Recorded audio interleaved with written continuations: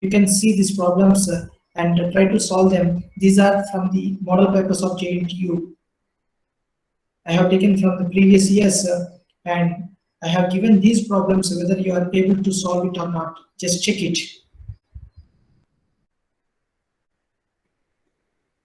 This is the fourth question. Analysis of pre-stress. I have given you only one problem. Just this is during our starting of the class, we have solved this analysis of pre-stress. So compute the extreme stresses at midspan.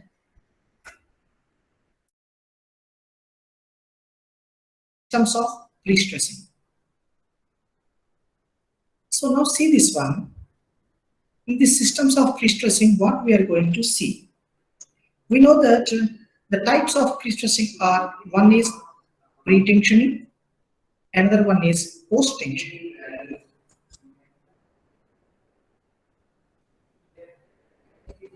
So when you would like to apply any pre-stressing force in the member, so in what way is the system you are following for case of pre-tensioning? What is the system that is followed in case of post-tensioning? That we need to discuss here. So for pre-tensioning, here the one type of system is called as a Hoyer system. So one type of system in pre-tensioning is nothing but Hoyer's system. Whereas in case of post-tensioning, there are different systems of post-tensionings are available. One is Fresnel system.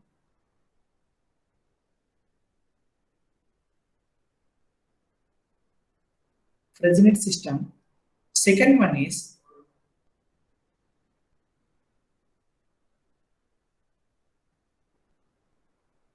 Magnell-Blaton system.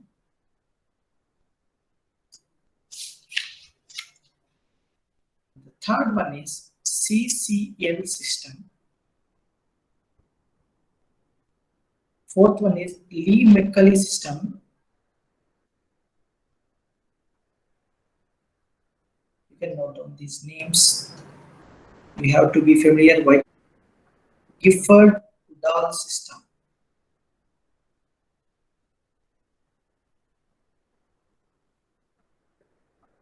BBRV, Risen and Prison.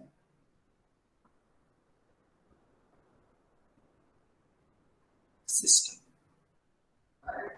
So these are the different types of post-tensioning systems that are available. Fresnel, Magnell-Blaton, CCL, Lee-McCully, Gifford-Udall, BBRV, Risen and Prison systems. So now in this today's class, we will understand what is this Hoyer system. So let me explain you. In the stages of pre-tensioning, in the pre-tensioning system, we will be having the high strength steel tendons, which are placed in between two end abutments. Just now see, you can see here a picture. There are two end abutments will be there. So this is one end is fixed here, and you can see the red color of this one. This is called as steel tendon or prestressing wire. So initially, first of all, the mold will be placed. The dotted line is nothing but the mold, and linearly wherever the location of the tendons are to be required, there the tendons will be provided. Now here, this will be having end abutment. This is a jack, and this jack will be pulling the tendons like this. So as it is fixed here, so with this one we will apply a force here. So the jack, hydraulic jack or mechanical jack, it pulls the tendons and it locks here. Now applying tension to the tendons is the first step. In the next step, what we will do is the casting of the concrete will be done wherever the mold is there. So in this one, the casting of concrete is done. Concrete casting will be done. So when you observe here, what happens is, after concrete casting is done, then after the completion of the concrete casting, when the concrete achieves its certain strength, here the cutting of the tendons is taking place. Now you can observe here, the cutting of the tendons is applied. So when the cutting of the tendons is done, now through bond, there will be a transfer of pre-stress from steel to the concrete. Just it is like something like a rubber band. When you are trying to pull it initially, it will be under tension. When you release it, so it tries to go back like this. But the surrounding concrete is there through bond.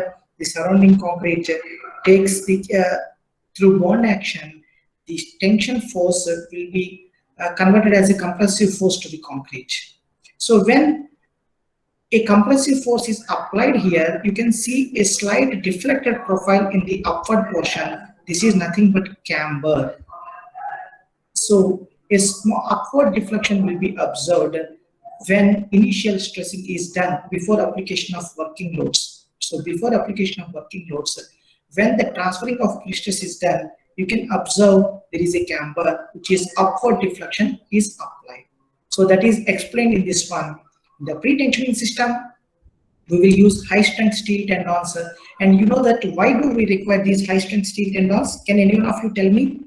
Why do we require these high strength steel tendons are nothing but we have already observed that there are certain types of losses will exist in stressed steel. So that's why when the losses, that means after considering the losses, we should have certain effective stress that should be available. So considering this, we need to go with the high strength steel tendons. So these high strength steel tendons, they are placed between the two end abutments, which are also called as bulkheads, prior to the casting of the concrete. So in the first stage, first of all, place the tendons, and they are fixed to the ends of the prestressing bed. Apply the required tension force, initial prestress, apply that. Then once the concrete attains the desired strength for prestressing, the tendons are cut loose from the abutments. So when the concrete is achieving its strength, so cut the tendons at the ends. Now through bond between the steel and concrete, there will be a transfer of stress. So the pre-stress is transferred to the concrete from the tendons due to the bond between them. So these are the three steps that are followed in case of pre-tensioning. So the first step is, once again it is repeated, anchoring of tendons against the end abutments, placing of jacks, applying tension to the tendons, then casting of concrete, cutting of the tendons. So after concrete achieves its strength, so certain 7 days, 14 days, then cutting this,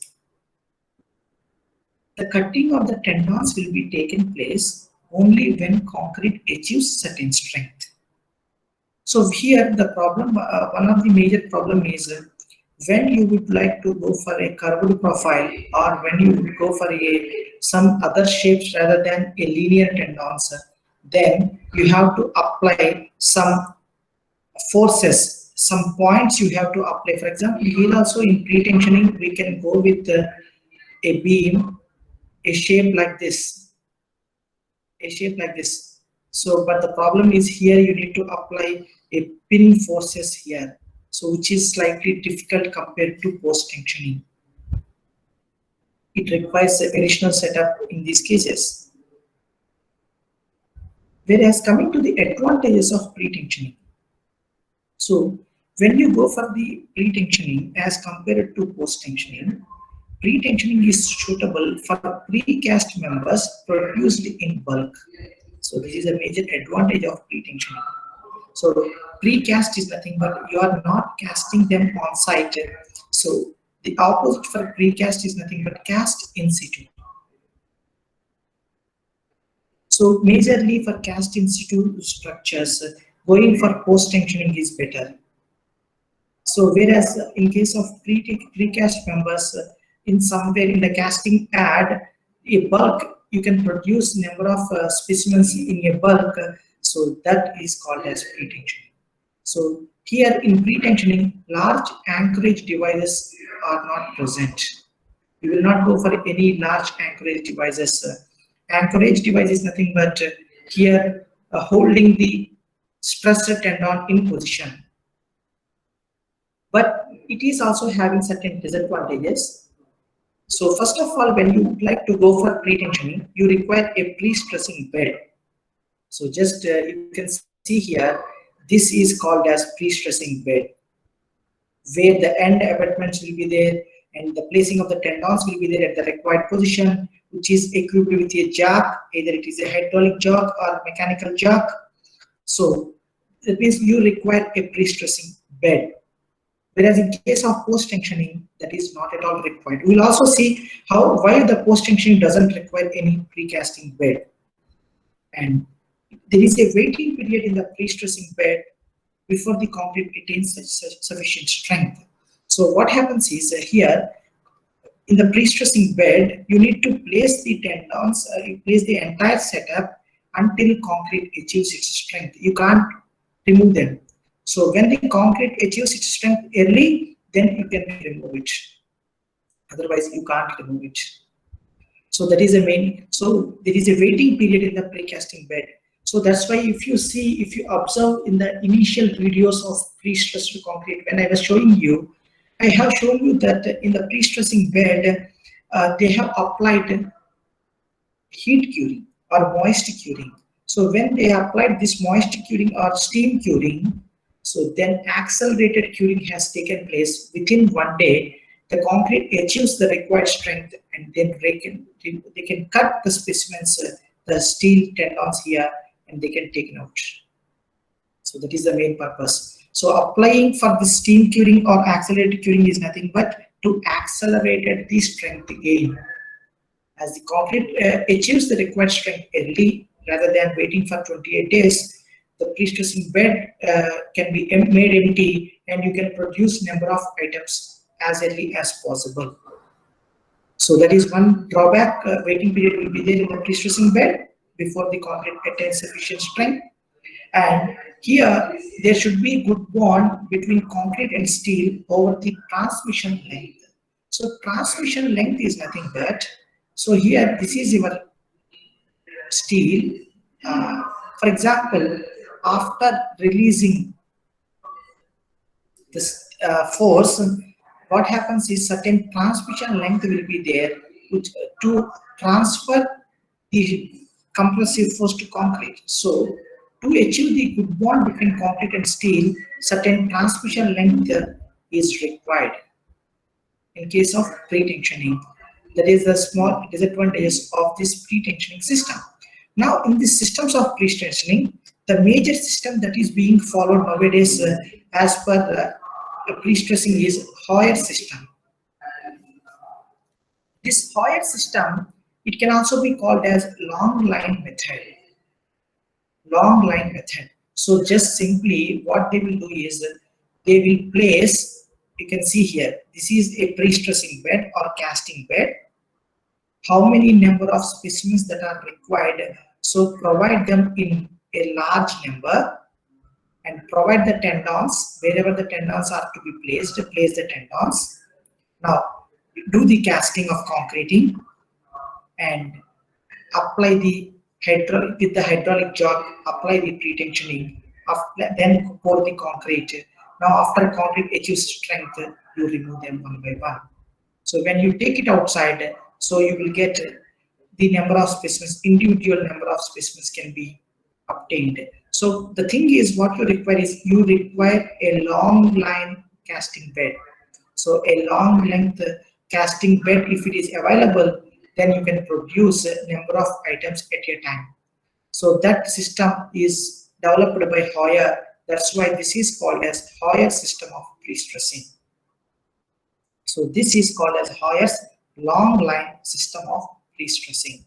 Now majorly what we can produce is in precasting, we can go with the railway sleepers. So nearly 100 number of railway sleepers at one stretch we can produce. So a continuous tendon will be placed from end abutment to the another end abutment, which is equipped with a hydraulic jack. So this hydraulic jack, it pulls the tendons. So the tendons, they are in tension. Now the concrete will be placed here. After concrete achieves its strength, now with the help of welding, these tendons wires will be cut. Now the cutting will be taken and they will be taken outside. So the finishing will be taken pre-care. now you will get your required precast pretension members. So just don't get confused. Precast is different, pre-stress is different. Precast, the word itself is saying casting is done before. Pre is nothing but before.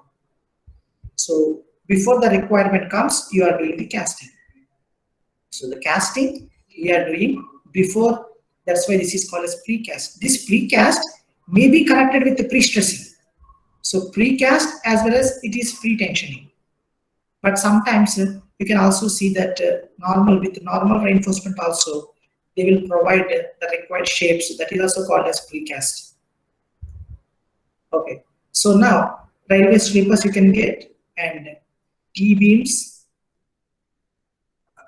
double T-beams for parking places, box girders, then the small span beam elements, then slab elements, columns.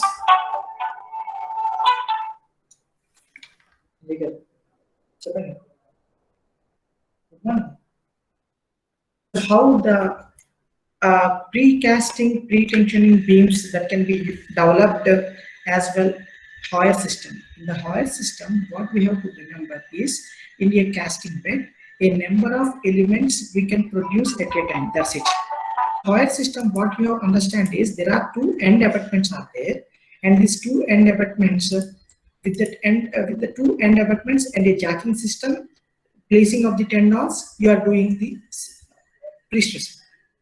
Now, in this, if you observe, when you are cutting, there is no need to lock the tendons. Why? Because the surrounding concrete is there. The surrounding concrete will take care of the steel. There is no requirement of any grip to hold the tendons. But whereas in the post-tensioning, what is happening? You will provide, in case of post-tensioning, we are placing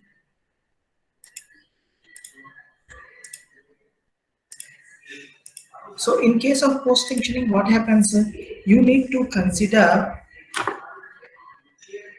this is your beam, and initially the concrete, before pouring the concrete, a small duct will be provided, and the tendons will be placed here, and one end is to be provided with the anchor plate, and another end will also be requiring an anchorage devices. So here you need to lock them. So which type of locking is there? What is the type of stressing that is applied according to the type of stressing as well as according to the anchorage devices? There are different systems of pre-stressing that are developed. So that we have to observe in the next class.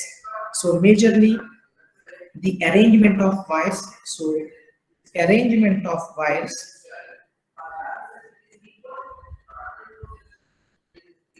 Second one is method of jacking, anchorage devices. So these three things will affect the systems of post-tensioning. So these are the three things that will affect the systems of post-tensioning: arrangement of wires, how the wires are arranged, method of jacking, and anchorage devices. So this I will explain you in the next coming classes.